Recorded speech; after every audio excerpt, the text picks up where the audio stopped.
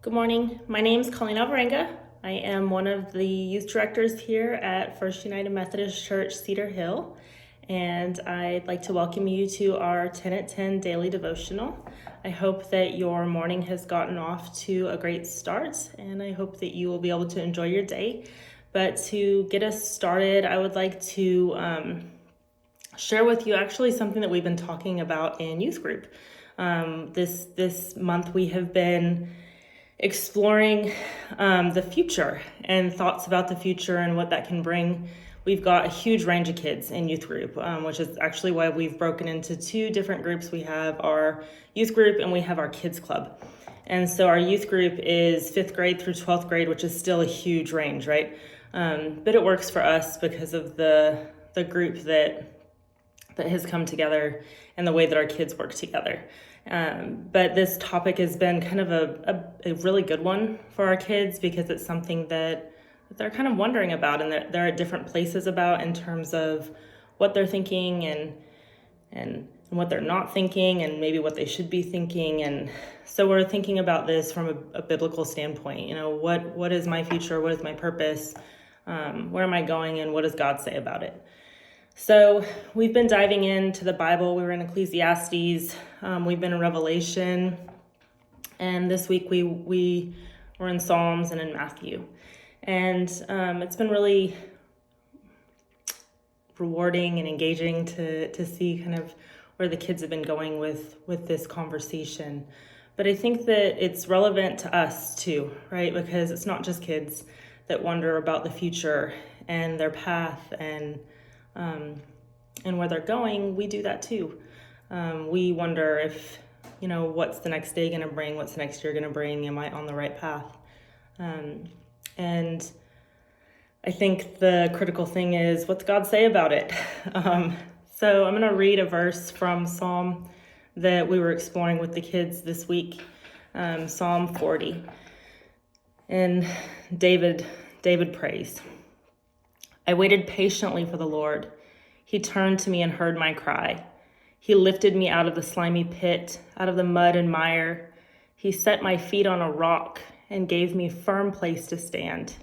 He put a new song in my mouth, a hymn of praise to our God. Many will see and fear the Lord and put their trust in him. Blessed is the one who trusts in the Lord, who does not look to the proud, to those who turn aside to false gods. Many, Lord my God, are the wonders you have done, the things you have planned for us. None can compare with you. Were I to speak and tell of your deeds, they would be too many to declare. So I think it's really important. When we were talking about this in youth group, some of the things that stood out to our youth were the fact that David recognized that God lifted him out of the mud, out of the mire, and placed him on solid ground in a safe place. And that was something that was a really engaging image because of that security and that safety and that foundation that he provided. Another thing that really stood out in this psalm was the fact that a new song was placed in his mouth. And so for them, they were recognizing that sometimes you kind of get going on a path and you get going thinking certain things and you're even saying certain things. But if you let him, God is going to put a new song in your mouth. He's going to provide you with what to say. He's going to provide you with what to think, with what to do. And he's going to remind you that you should be praising him. And it's always so rewarding as an educator to see them engaging with scripture and recognizing, what God's given us, this map that he's given us, this guide that he's given us, to help us get back on the right path and to stay on the right path, stay focused on him. Because life can be hard, and yet we have this book, this guide that can help us to stay focused. But something that Vincent and I pointed out was that first line, that one that says, I waited patiently for the Lord.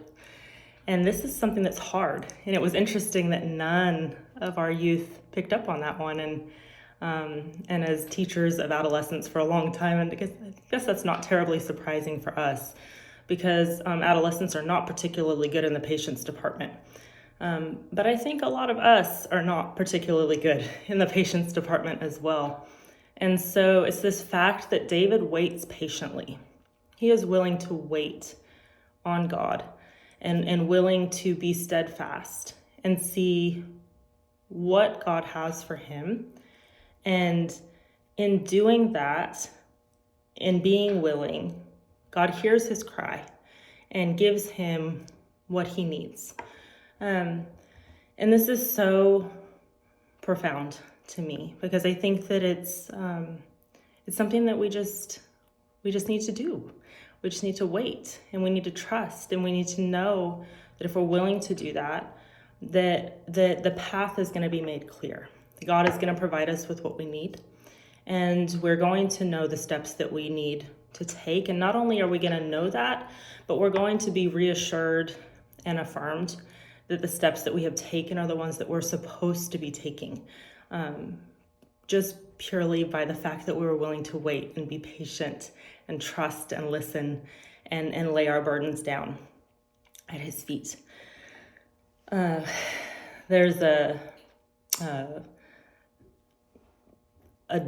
little joke that I took out of a film, and it's a little boy that's telling his father this joke, and he says that a man is asking God for help, and he's in the water and he's drowning, and he says, this man comes up with a boat, and he says, oh, you need help, and the guy's like, no, God's got it. And so the guy leaves. And so then another man comes up with a boat, and he's like, oh, do you need help? And the guy's like, nope, I'm waiting, God's got it. And he leaves. And so then the man drowns and he dies and he goes to heaven. And the man's frustrated, and he's like, God, why didn't you help me? And then God says, I did. I sent you 2 boats. And the point here is that obviously sometimes we have to pay attention too, right? Like, you have to recognize when God is giving you the help that you need. He's, waiting patiently for God is absolutely something that we should be doing, but we also have to keep our eyes open and our ears open and our senses aware, because he sends us things and he does things to help us know what we should be doing and where we should be going, and if we are on the right path, just little bits of assurances that we're doing the thing that we should be doing. I had something like this happen recently, just kind of an encouragement, right? So I was Christmas shopping with Cody, my son, and I got a message in Facebook Messenger, which is not something I use very often, occasionally. And the message was from somebody, and the message said, this is a long shot, but are you the girl that I went to 9th Street Christian with? And I thought about it, and I looked at the name, and I recognized the name. Her name was Shelly, and it's spelled a very particular way, and I remembered, yeah, I remember you. And I went to 9th Street Christian from kindergarten to 4th grade, so this is years ago, by the way, like late 80s, early 90s. And so I responded, I said, yeah, I remember you. We were friends at 9th Street Christian, which is now Upland Christian in Upland, California. And so she responded, and she said, I just have to tell you that I've thought about you so often throughout the years, and I prayed that God would look after you and keep you well and keep you safe. And I'm just so grateful that he put you in my life when he did. And the message brought tears to my eyes, and not sad tears, but like happy tears, for a couple of reasons. One, in that moment, I needed that message. I really needed that message. And it was just this assurance from God. I had been waiting patiently for a sign, really, from God. And this message did two things for me. One, this girl, now woman, now wife and mother,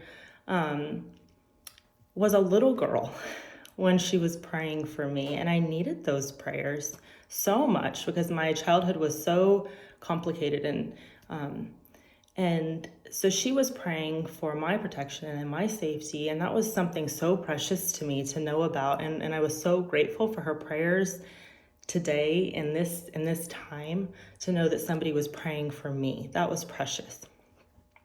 Two, her statement that she was so grateful that God had put me in her life in the time and in the moment that he did, was this huge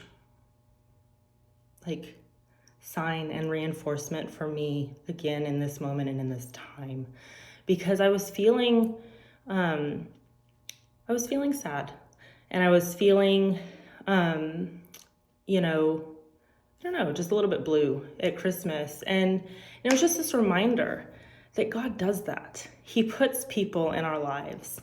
He put her in my life, in my childhood, and she had been such a good friend. And he's put other people in our lives, in my family's life, in my life today, that have just been amazing friends. And I just felt so grateful in that moment. I felt so grateful for everybody that God has put in my life. I thought about the people from my elementary school. I thought about my family members.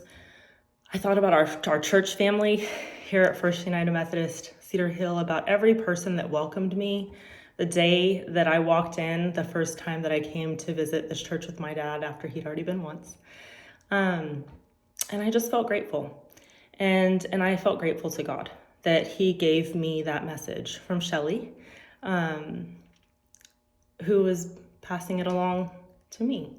So I think that this lesson series that we've been exploring with the youth has just been so rewarding. This trip through the Bible, thinking about the future and future plans and purpose and how God works in all of that, and how the Bible is so helpful when we look at this, and waiting patiently and knowing that God is in all of it. So I hope that that was helpful to you today. I hope that you have a great day and a great rest of the week, and we'll see you later.